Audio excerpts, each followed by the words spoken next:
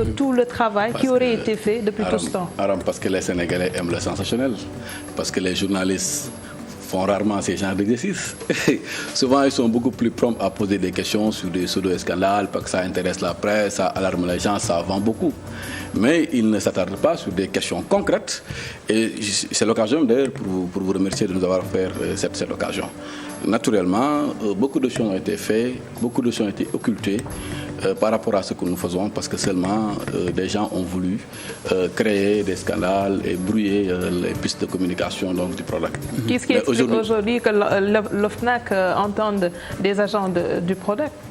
Ah, ça, c'est la vieille histoire. Ce n'est plus d'actualité. Oui, à un moment donné, les gens ont porté plainte à l'OFNAC. Naturellement, l'OFNAC s'est saisi de l'affaire. Il a eu à questionner les agents de product et je pense qu'il est en train de faire son rapport. Ça n'a rien à voir avec ce que nous faisons actuellement. Alors, vous l'avez un peu agité un peu, c'est la problématique du foncier.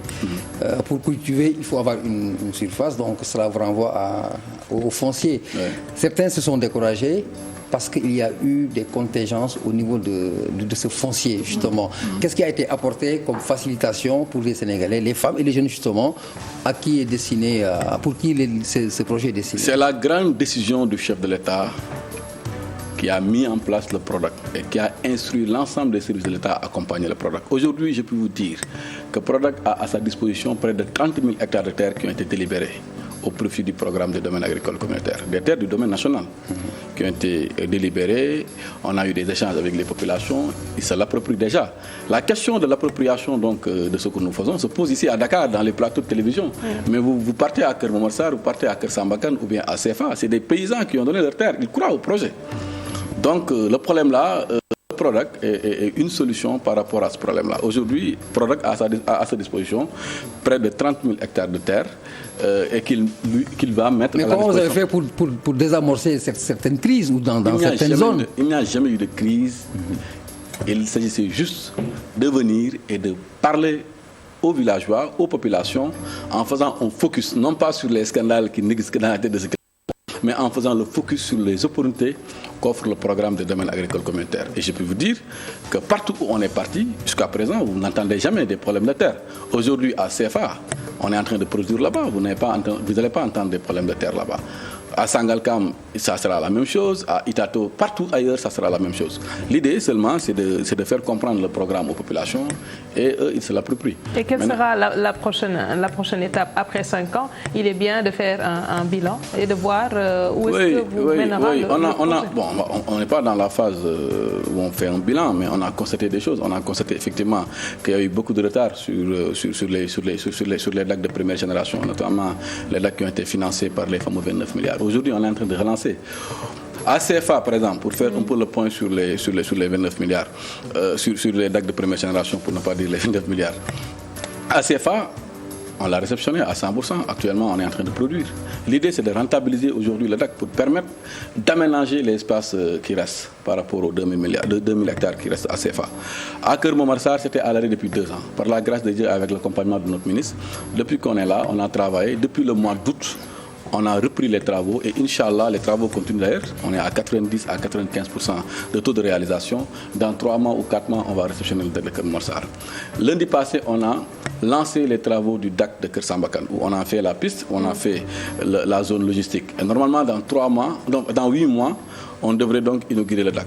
Actuellement, pour Sangalkam, tous les blocages d'ordre administratif ont été levés. En principe, nous sommes en train de travailler et si on réussit très bien notre travail, dans 2 mois au maximum, nous devrions lancer les DAC de Sangalkam. Et pour le DAC de BIT, les autres 4 DAC qui existent, parce que nous avons un financement de 53 milliards de la BIT. Là-bas aussi, on avait constaté un certain nombre de retards par rapport à l'exécution, avec les autorités donc, du ministère des Finances, en tout cas les autorités impliquées dans ce projet, et la Banque islamique de développement. Nous avons levé l'ensemble des contraintes et nous sommes en train de travailler pour qu'au moins, déjà les bureaux d'études vont commencer les travaux dans 1 mois. Nous espérons que d'ici au maximum 1 an, nous débuterons les travaux à Boulel, à Dodji, à Fafoukourou et à Nyombato. Une dernière question peut-être, Aram, c'est par rapport à la réceptivité des citadins. Je vous parlais des gens qui ont connu Dakar, ont vécu à Dakar, qui n'étaient pas peut-être intéressés par cette activité, étant considérés comme celle des villageois. Aujourd'hui, est-ce que le PRODAC a insisté un peu a fait en sorte qu'il y ait une tendance qui irait vers l'agriculture et justement faire ce projet? Nous allons y travailler. Hein. Moi, déjà, je suis... Vous n'avez pas encore commencé? Nous allons y travailler. Parce que les gens ont tendance à se focaliser sur les travaux dans la zone urbaine, pas dans la zone rurale.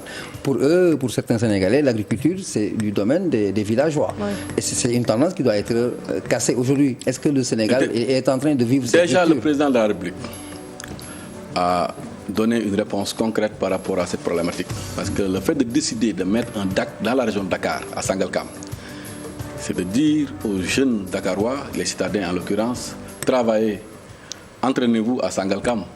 Et quand vous aurez la dimension que je veux que vous ayez, que vous puissiez aller dans les zones rurales pour agrandir vos activités. Déjà, je vous informe donc qu'à Sangalkam, nous allons faire un DAC là-bas. Et le fait de mettre en place un DAC au cœur de la région de Dakar, ça prouve quand même que l'idée, c'est de travailler à inverser les tendances. Maintenant, en dehors de ça, il va falloir maintenant faire des activités de communication, discuter avec eux et voir aussi, hein, pour qu'ils puissent voir eux aussi les vraies opportunités qu'ils peuvent avoir. Et là, je pense que nous devons y travailler. Si on aura un jour l'occasion de démontrer que des jeunes qui étaient là en train de vendre à la sauvette comme marchands ambulants, etc., ont réussi parce qu'ils avaient un moment. Vous parlez des marchands ambulants, voilà. Mais il y a des ingénieurs agronomes et d'autres personnes. Par exemple, je donne n'importe qui. J'aurais même dû dire un journaliste comme Aram, hein, a laissé les plateaux pour se retrouver à ce qui se passe. Hein? Bien sûr, c'est bien possible. Mais je pense que nous sommes en train de travailler et je pense que d'ici quelques mois, d'ici quelques années, nous pourrons montrer aux Sénégalais des exemples de réussite. On va peut-être dire, voilà, Aram était journaliste, maintenant il est à Kerboursa, il est en train de faire de l'agriculture. Alors, vous êtes responsable de l'APR et dernièrement, l'APR est au devant de la scène. Des responsables qui se déchaînent entre eux, qu'est-ce qui se passe? Bon, rien ne se passe. Hein. Bon, nous sommes un parti organisé, un parti démocrate, où tout le monde a la possibilité d'avoir son opinion et de le partager. Bon, maintenant, il y a des écarts de langage quand même qui sont regrettables. Ce n'est pas ce que le président de la République nous recommande de faire. Le président, il est connu comme étant un homme courtois, un homme serein, un homme qui ne verse pas dans certains écarts, un homme poli, hein, si l'adjectif même est qualifié pour qualifier un président de la République. Je pense que le comportement que nous devons avoir ne doit pas trop s'éloigner de ce comportement-là. Et je pense que le fait qu'il nous demande d'imposer le débat politique dans sa dimension économique, dans sa dimension sociale et non dans sa dimension politicienne. Donc aujourd'hui, il vient de nous prouver qu'il avait bien raison de nous imposer ce débat. Est-ce que Je pense que si les débats politiques tournent autour des questions économiques, sur les questions d'agriculture comme aujourd'hui, il n'y aura pas de place aux insultes. Et je pense que vous aussi, vous devez contribuer. Est-ce que vous ne vous plaisez pas dans cette sorte d'inconfort? Parce que le président de la République, qui est par ailleurs le patron de la coalition et même de l'APR dont il est question aujourd'hui, a toutes les prérogatives pour mettre fin à ces écarts. Mais apparemment, il y a une observation, c'est comme si c'était une bonne stratégie, on laisse les gens faire et après on décide. C'est le prix qu'il faudrait payer pour que le président de la République se concentre sur les urgences. Je pense qu'il a très bien fait. Peut-être le président est en train de se concentrer sur la... Donc c'est la démarche. Ah mais en tout cas, vous savez, nous-mêmes, nous ne devons pas contribuer à obliger le président de la République à réfléchir sur des schémas de sanctions, etc. Nous, on doit travailler plutôt à permettre au président toujours... Mais il y a eu des sanctions. Oui, c'est ça. Je dis, je ne sais pas ce qui est dans la tête du président. C'est vous qui évoquez pourquoi il n'a pas fait. Je dis, peut-être il est occupé... Est-ce que cela ne témoigne pas d'un... On ne vous posera pas de questions sur le troisième mandat. Rassurez-vous. Peut-être... On ne vous la posera pas. Non, mais peut-être... Il est préoccupé par autre chose et cette chose-là est plus importante, c'est le Sénégal. C'est comment faire pour faire l'accès universel à l'électricité, l'accès universel à l'eau, zéro bidonville, etc. Je ne suis pas en train de réciter pour ne pas que vous me recadrez. Vous êtes en train en fait de tourner autour de Non, je vous dis de manière très claire. Est-ce que cela ne témoigne pas d'un malaise au sein de l'APR, puisqu'il y a eu dans certains propos que vous qualifiez d'écart, des révélations qui tendent à faire penser qu'aujourd'hui, il y a des scandales qui mériteraient qu'on se penche là-dessus? Il n'y a pas de scandale. Il n'y a pas de scandale. Et j'ai l'habitude toujours de donner l'exemple de Prodac des 29 milliards. J'avoue honnêtement qu'avant que je ne sois au Prodac, à un moment donné, j'ai eu des doutes. Mais quand je suis arrivé et que j'ai vu les choses, je me dis, si tous les scandales sont comme les scandales de Prodac, je comprends aujourd'hui pourquoi le procureur ne s'est jamais saisi de ces affaires-là. En réalité, ces choses-là, les gens le disent, mais ça n'est que dans la tête de ce qu'ils pensent. Ce que je peux vous dire, comme pour répondre un peu à sa question, le président serait bien tenté, les Sénégalais seraient bien tentés aussi de penser que le président de la République cautionne plus ou moins ce qui se passe. Mais je dis qu'un président de la République, il n'a pas le temps d'arbitrer des écarts de langage entre deux responsables de son parti politique. Des querelles intéressées? Non. C'est des querelles intéressées. En tout cas, si je devais choisir entre une réaction du président de la République qui réagit par rapport à une problématique qui touche le monde rural et une réaction du président qui consisterait à arbitrer un combat épique entre deux responsables politiques de la paire, je pense que je serais beaucoup plus prompt à dire que j'aurais préféré que le président se concentre sur l'essentiel. Et je pense que c'est ça qu'il est en train de faire. Le président n'a pas ce temps-là. Est-ce que même il écoute ces gens-là? Ah non, quand même. Bon, en tout cas, connaissant l'homme, connaissant la compréhension qu'il a sur sa responsabilité, sur sa responsabilité de chef d'État, moi je pense que ces problèmes-là, effectivement, et c'est la raison pour laquelle le président de la République nous dit discuter avec les gens, aller dans les plateaux, discuter sur ce que nous faisons. Et c'est en discutant que les autres vont apporter leur contribution. Et c'est comme ça qu'on va travailler pour régler le problème des Sénégalais, mais non pas à être là à discuter. À se déchirer. Oui, c'est pas bien. C'est fini. Oui. Dernière question, c'est quoi l'urgence pour 2020 pour le Prodac? L'urgence aujourd'hui, comme je l'ai dit, on a déjà réussi à lancer l'ensemble des travaux qui étaient à l'arrêt. L'urgence, c'est de travailler à faire les aménagements supplémentaires dans les DAC qui existent.